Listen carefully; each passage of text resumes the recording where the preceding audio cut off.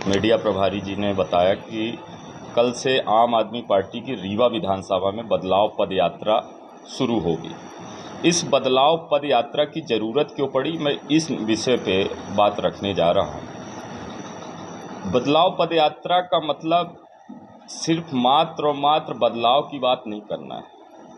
बदलाव पदयात्रा हम जन जन तक लोगों के बीच में जाएंगे और जो भी कांग्रेस और भाजपा के लोगों ने जिस तरह से 75 साल से इस देश को, इस ज़िले को, हमारे रीवा को लूटा है, उनकी सारी काली करतूतों को जनता के बीच जाकर बताएंगे।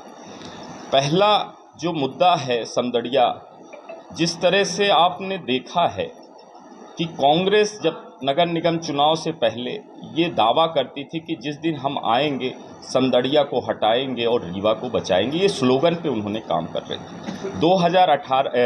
2018 में राहुल गांधी जी राज कपूर ऑडिटोरियम के सामने भाषण देते हैं और कहते हैं जिस दिन हम सरकार में आएंगे हम समदड़िया को जिन रेट पे ज़मीनों का सौदा हुआ सारी चीज़ें चिट्ठा खोलेंगे जनता के बीच में, और यदि कोई भी दोषी पाया जाएगा उसको सलाखों के पीछे रखा जाएगा। आज नगर निगम के महापौर कांग्रेस के हैं और लगातार ये जो आपने देखा होगा कि रीवा में लगभग ऐसी कोई ज़मीन नहीं बची है, और किसको दी गई है ये आप सबको पता है कि किसको दी गई है। सिविल लाइन की ज़मीन का सौदा जब हुआ तब कांग्रेस के महापौर थे यहाँ पर, नगर निगम में शहर के अंदर कांग्रेस की सरकार थी, तो कांग्रेस तो ये वादे में फेल हो गई जो वादा उन्होंने जनता के साथ किया था। सेकंड नंबर की चीज़, कांग्रेस के पूर्व शहर अध्यक्ष जी ने अपनी प्रेस वार्ता में ये कबूला कि इसमें भाजपा की समदड़िया के मामले में भाजपा की बड़ी मछली और कांग्रेस की बड़ी मछली दोनों शामिल, ये प्रेस में कबूला है। कई आप पत्रकार साथी हैं, आपको ये मिल भी जाएगा, है ना।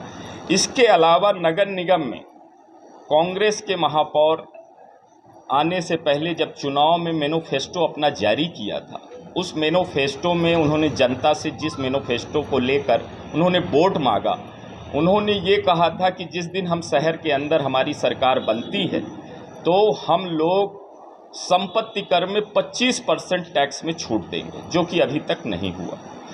जल कर में 50% छूट देंगे, ये जैसे 175-180 रुपये है तो उसे आधा कर देंगे, वो भी काम नहीं किया।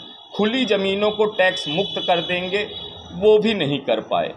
गरीबों को टैक्स फ्री कर देंगे, उनके साथ कोई संपत्ति कर नहीं लिया जाएगा, वो भी काम नहीं हुआ।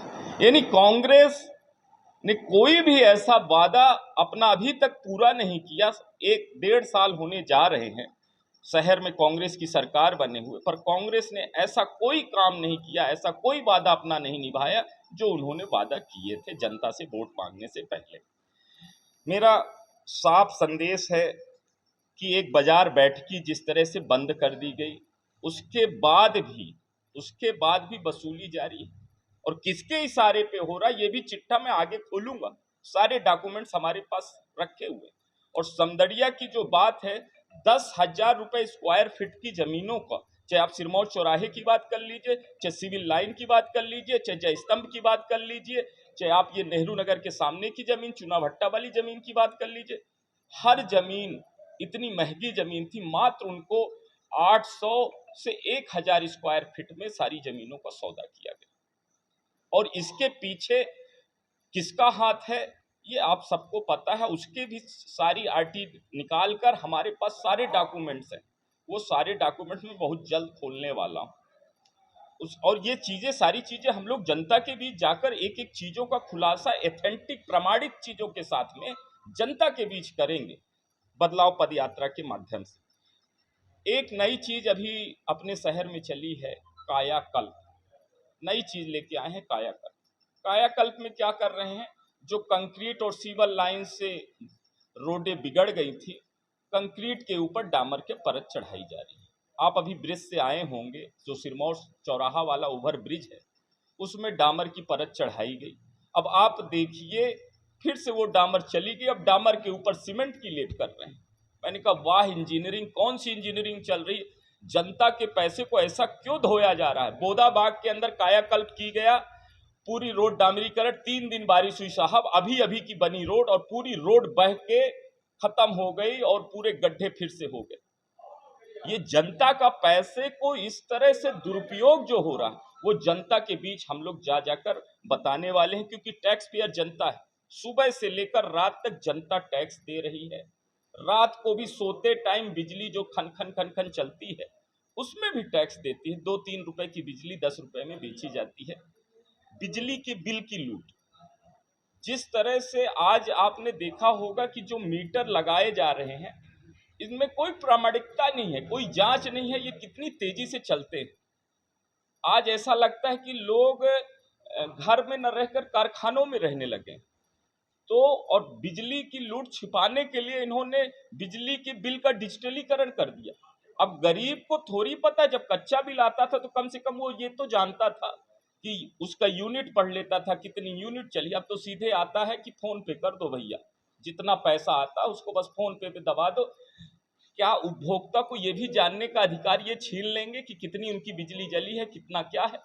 और कोई भी आज तक बिजली विभाग इस चीज का प्रमाण नहीं दे पाया कि 100 यूनिट के बाद कितना लगेगा, 150 यूनिट के बाद क्या लगेगा। हमारे एक विजय मिश्रा जी हैं, हमारे पार्टी के जिला उपाध्यक्ष रहे, और वो लगातार क्या कहते हैं धरने में 1 साल से बैठे, इसी चीज के लिए वो बैठे हैं धरने पर कि बिजली का बिल किस हिसाब से लिया जाता है। तो हमसे जुड़े रहने के लिए हमारे YouTube चैनल को सब्सक्राइब करें और नई वीडियो की नोटिफिकेशन के लिए बेल आइकॉन को दबाएं। अगर आप ये वीडियो Facebook पर देख रहे हैं तो लाइक जरूर करें और ज्यादा से ज्यादा शेयर करें। धन्यवाद।